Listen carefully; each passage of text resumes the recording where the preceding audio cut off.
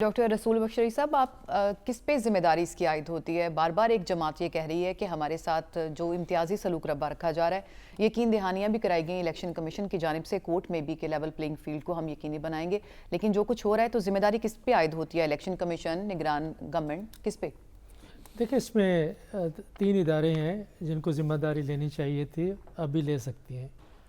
ایک تو election commission of Pakistan ہے،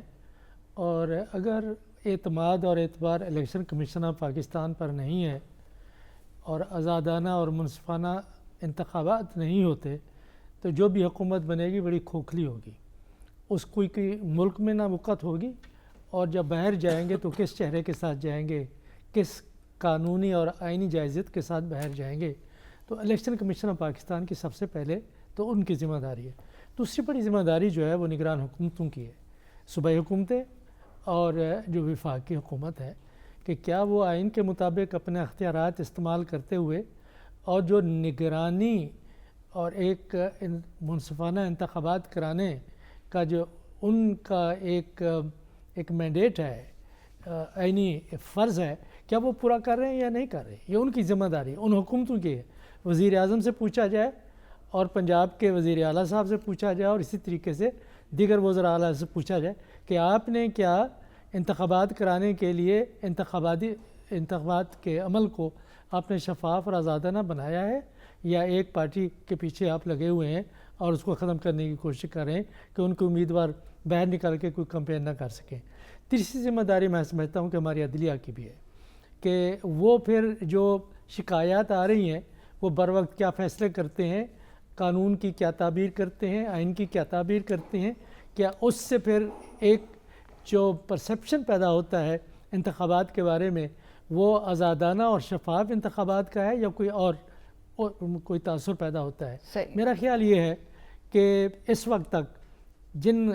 آئینی اداروں کی میں نے بات کی، اس میں نوکرشاہی سب سے سر فہرست ہے، کہ وہ بالکل موم کی ناک بنی ہوئی ہے۔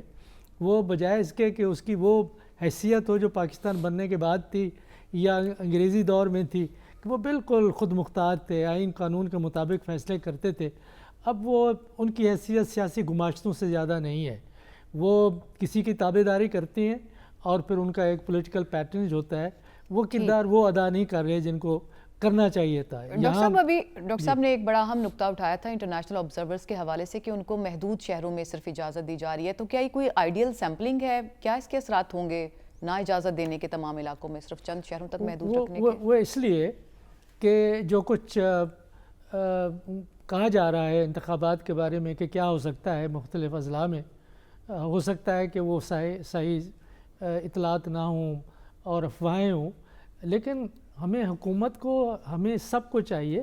کہ یہ پاکستان کے مستقبل کے بارے میں انتخابات ہو رہے ہیں، صرف کسی ایک یا 2 یا 4 منتخب سیاسی جماعتوں کو سامنے لانے کے لیے انتخابات نہیں ہو رہے، یہ ہمارے مستقبل کے بارے میں ہے، استحکام کے بارے میں ہے، معیشت کے بارے میں ہے، ہماری آئندہ والی نسلوں کے بارے میں ہے۔ تو اس کے ہر ایک کا اسٹیک ہے۔ ہمیں تو چاہیے یہ کہ ہم دنیا بھر سے مدعو کریں زیادہ سے زیادہ مبصرین کو، اور کہیں کہ دیکھیں کتنا آزادانہ اور منصفانہ انتخابات ہو رہے ہیں۔ تو اگر وہ ان کو سہیوال نہیں جانے دیتے، خیبر پختونخوا کے علاقوں میں نہیں جانے دیتے، پنجاب اور سندھ کے دیگر علاقوں میں نہیں جانے دیتے، تو تاثر یہی جائے گا کہ یہ کنٹرولڈ ایک ایکسرسائز ہے اور آزادی نہیں ہے۔ تو میرا خیال ہے یہ تاثر جو بار بار بنتا چلا آ رہا ہے، ہو سکتا ہے کہ غلط ہو، ہم حالات کو غلط پڑھ رہے ہوں، لیکن جب تاثر پیدا ہو جاتا ہے تو اس کو آپ نہ عوام کے نظروں میں زائل کر سکتے ہیں آسانی سے، نہ انٹرنیشنل کمیونٹی جس طریقے سے آپ کے نظام کو، آپ کی ریاست کو، آپ کے معاشرے کو، آپ کے سیاست دانوں کو دیکھتا ہے، وہ اس کو تبدیل نہ وہ تبدیل نہیں ہو سکے۔ یہ انٹرسٹنگ پوائنٹ مجھے اس میں لگے تھے جو دوسری پارٹیوں سے مختلف بھی تھے۔ ڈاکٹر رسول بخش شریف صاحب، آپ کو لگتا ہے کہ یہ ہو سکتا ہے جو انہوں نے کہا ہے، اور اس کا عوام کو کیا فائدہ ہوگا؟ دیکھیں، مکالمہ تو ہونا چاہیے، بات چیت ہونی چاہیے اور شروع کرنی چاہیے، اور بہت پہلے ہونی چاہیے تھی، کہ کس طریقے سے اراکین اسمبلی وزیر اعظم کو اور وزیر اعلیٰ کو یرغمال بنا لیتے ہیں، اور وہ کام جو مقامی حکومتوں کو، شہری حکومتوں کو کرنے چاہیے وہ ایم این اے اور ایم پی ایز کرتے ہیں۔ یہ پارلیمانی نظام ہی رہے گا، اس کے اوپر ہماری جو سیاسی طاقتیں ہیں ان کا کنسنسس ہے، لیکن اس میں ترامیم کے لیے اور اس میں بہتری لانے کے لیے پولیٹیکل کنسنسس کی ضرورت ہے. تو یہ اپنے طور پہ کوئی بھی سیاسی جماعت نہیں کر سکے گی کہ صرف شرط یہ ہے کہ عمران خان صاحب کی جماعت 2/3 اکثریت کے ساتھ کبھی آ جائے تو ظاہر ہے کہ وہ چاہیں گے کہ اپنی مقبولیت کے سہارے